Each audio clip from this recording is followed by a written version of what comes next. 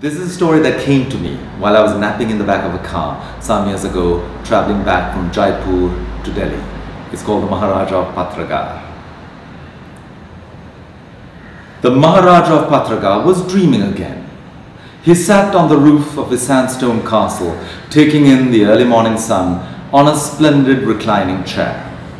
The chair was curved in an elongated S shape, rather like a magic carpet about to unfurl in preparation for flight. And in a sense, this is exactly what it was.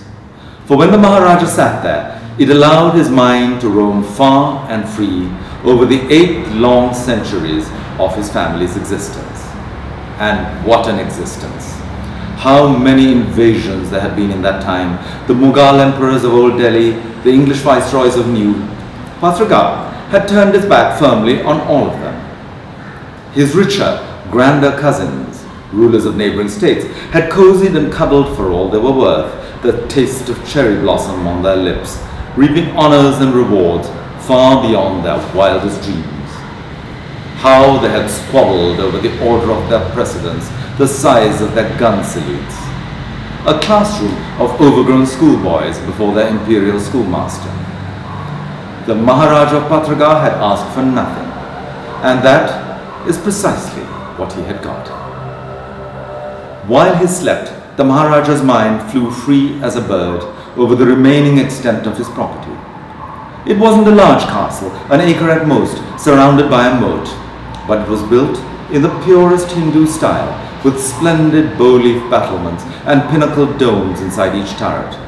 There was no flirtation here with the prevailing Islamic Mughal fashion, the white marble with its inlaid pietra dura that had so easily seduced his cousins. None of the tawdry tinsel, the gaudy mirror work that adorned their bigger, flashier palaces. His small rooms were mostly painted in the slightly sharp, high colors of the 18th century. His cousins kept abreast of the times. It was easy to do when you had the money. They had air conditioning. He had cross ventilation. As far as he was concerned, it was enough. His household froze in winter and baked in summer, but they had been freezing and baking for 8 centuries. It was nothing new.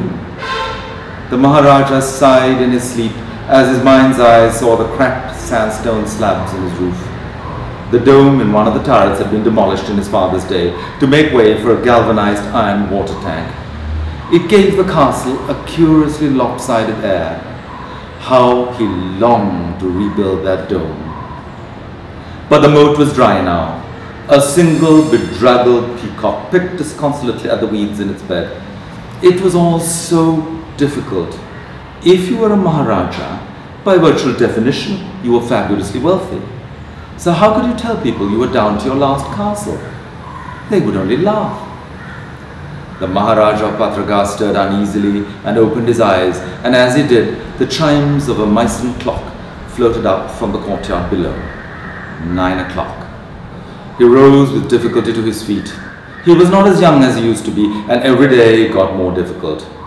But then he remembered 8 centuries of the bluest of blue Hindu blood coursing through his veins, and his back straightened imperceptibly. "Showtime," he said. The young Sri Lankan couple was in India on honeymoon. 5 nights and 6 days in the Golden Triangle, the agent had advertised. He had unaccountably failed to mention the average age of the tour, which was about 87. 5 nights and 6 days of detailed and non-stop discussions on arthritis and bowel movements, hip replacements and incontinence.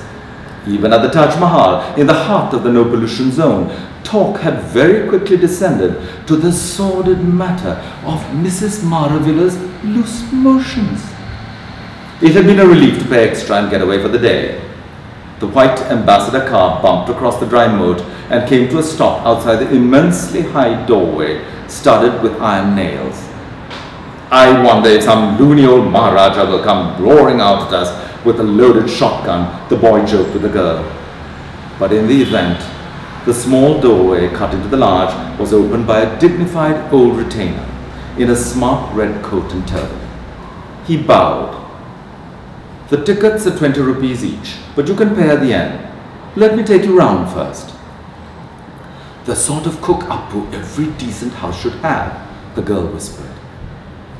They took in the small throne room with its faux-gilt furniture, overlooked by the narrow gallery curtained in muslin, where women of the house sat in purdah. They were shown the Chinese desk from which the Maharaja had run his country of a few hundred square miles. There was a table for 16 in the dining room, but the furniture was of that plain, serviceable sort you find in up-country estate bungalows. Strangely, there were no photographs anywhere. They ascended the narrow ramp to the roof. It was the splendid chair that first attracted their attention. "Oh, look," the girl said to the boy. Then they noticed the elderly figure in jam-jar glasses, snoring gently, his face turned towards the weak rays of the mid-morning sun. "Is that? It can't be. It surely can't be." "Certainly not," said the old retainer rather quickly. "That is not his faithful manservant. His Highness is away at one of his other palaces." "Can I take a picture?" The retainer put his finger to his lips. "Of course, but please don't wake him up. At this time of his life, he really needs his sleep." They looked out over the battlements of the town, a sea of small, dust-colored houses with flat roofs. A little boy on a neighboring roof waved at them. "Girl!" he shouted. "Girl! What's your name? Where are you from?" "Where exactly are you from?" the retainer asked them. "Sri Lanka," the boy replied. "Oh, I remember. I remember His Highness telling us. When he was up at Cambridge as a young man, he had a Sri Lankan friend. He went over there once for the holidays to a house in Colombo, and he was so impressed with Sri Lankan hospitality. He gifted them a jaguar when he left." The boy laughed. "And the jaguar gobbled up every single living creature in the house, I suppose." But the old retainer was lost in thought for a moment. There was water in his rheumy eyes. "It was a Jaguar motor car," he said softly. Downstairs, they paid the 40 rupees for their 2 tickets. The old retainer wouldn't hear of a tip. But the young girl with her sharp Sri Lankan eyes had noticed the nondescript furniture. She had seen the enamel basins put out to catch the leaks in the sandstone roof. "Please," she said, "I'd like to contribute something to the upkeep of this amazing building. I know it can't be easy." "His Highness wouldn't hear of it," was the sharp reply. The girl shrugged and turned to go. "But if you really want to help, there's Nath up there. You noticed the glasses he was wearing. Cataract in both eyes. We're getting up a collection for the operation." "Of course, my pleasure." The girl handed over a 1,000 rupee note. The ambassador bumped away over the rutted track, carrying the young couple back to civilization and the problems of incontinence in Sri Lanka today. The retainer watched them go. Then he mounted the ramp to the roof. That was the worst about living in a castle, the heights. Every year, the climbing got a little more difficult. He reached the sleeping figure on the roof and stood over him for a moment, watching. But the sleeper woke with a start, and in one fluent movement that belied his advanced years, he sank to the ground. "Maharaji, Maharaji," he mumbled, kissing the other's feet and the edge of his red coat. "It is so good of you to let me sleep up here in your chair all day, in this, the evening of my life."